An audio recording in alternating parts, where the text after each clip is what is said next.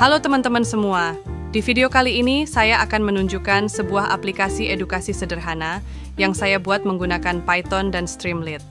Aplikasi ini dirancang khusus untuk anak-anak TK atau SD supaya bisa belajar huruf A sampai Z, lengkap dengan gambar, suara, serta ada game tebak kategori kata.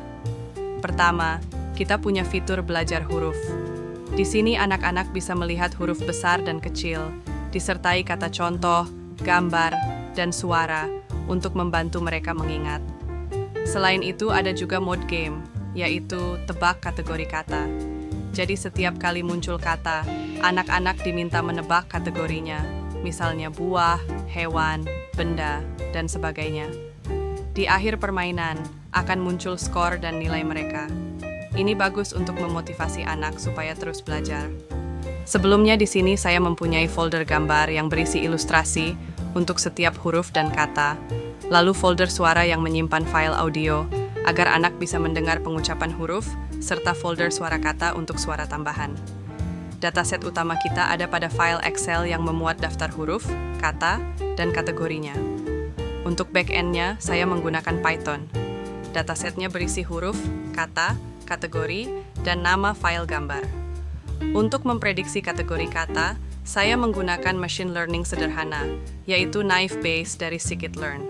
Saya juga pakai count factorizer, supaya kata-katanya diubah dulu menjadi angka. Modelnya kita latih pakai pipeline, lalu kita simpan ke file PKL dengan joblib. Nanti ketika game dijalankan, model ini akan memprediksi kategori kata yang muncul, supaya anak juga bisa tahu rekomendasi jawabannya. Selanjutnya, untuk tampilan utama Streamlit di sini, saya menggunakan library Streamlit untuk antarmuka web interaktif, Pandas untuk membaca data, Random untuk memberikan variasi warna latar, OS untuk memastikan file gambar dan audio ada sebelum ditampilkan, Time serta Date Time untuk mencatat waktu pengerjaan kuis, dan tentu saja Joblib untuk meload model Naive Bayes yang sudah kita latih sebelumnya. Untuk mempercantik tampilan, kita menambahkan beberapa CSS styling menggunakan Saint Markdown.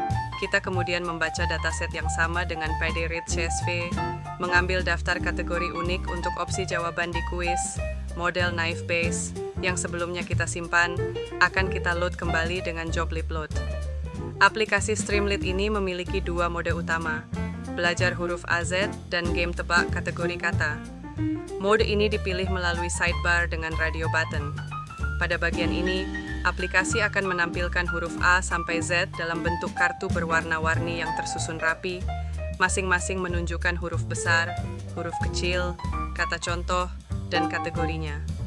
Jika tersedia, gambar kata akan muncul untuk membantu anak mengenal visualnya, dan suara huruf juga bisa diputar agar anak dapat mendengar cara membacanya.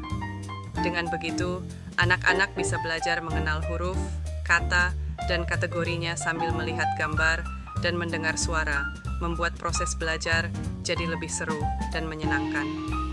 Di bagian ini, aplikasi menjalankan mode permainan tebak kategori kata. Anak diminta memasukkan namanya dulu agar lebih personal, lalu aplikasi akan secara acak mengambil 26 soal dari dataset. Setiap soal akan menampilkan satu kata, dilengkapi gambar dan suara jika ada, lalu anak memilih kategori yang sesuai. Program mencatat soal keberapa, nama anak, serta jawaban mereka. Dengan cara ini, anak dapat belajar mengklasifikasikan kata sambil bermain, sehingga proses belajar terasa seperti game yang menyenangkan. Pada bagian ini, saat anak menekan tombol jawab, aplikasi akan langsung memeriksa apakah pilihan kategori yang dipilih sudah benar. Waktu pengerjaan soal juga dihitung dalam detik.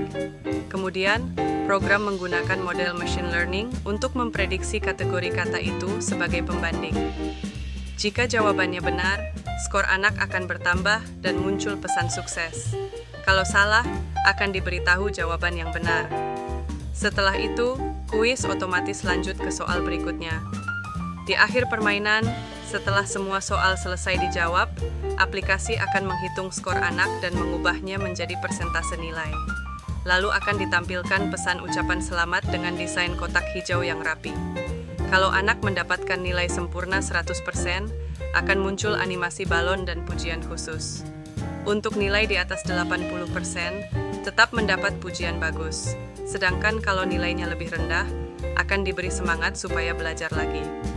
Semua hasil kuis ini dicatat ke dalam sebuah data frame, termasuk total skor dan nilai akhirnya, lalu disiapkan untuk disimpan ke file log agar progres anak bisa terus terpantau. Pada bagian ini, program akan menyimpan hasil permainan anak. Jika sebelumnya sudah ada file log kuis, data baru akan digabungkan dengan data lama lalu menghapus duplikat supaya catatan tetap rapi. Setelah itu, seluruh data disimpan kembali ke file CSV. Anak juga bisa langsung mengunduh hasil permainannya lewat tombol download. Terakhir, disediakan tombol main lagi, yang jika ditekan akan mereset semua data dan memulai permainan dari awal, sehingga anak bisa belajar dan bermain lagi dengan soal yang berbeda. Dengan semua ini, kita sudah berhasil membuat aplikasi edukasi interaktif yang tidak hanya mengajarkan huruf dan kata pada anak-anak, tapi juga membuat proses belajar terasa seperti bermain. Mulai dari gambar, suara, hingga kuis yang menantang, semuanya dirancang agar lebih menyenangkan. Semoga proyek ini bermanfaat, bisa terus dikembangkan, dan menjadi inspirasi untuk membuat lebih banyak aplikasi edukasi seru di masa depan. Terima kasih sudah mengikuti, sampai jumpa di proyek berikutnya.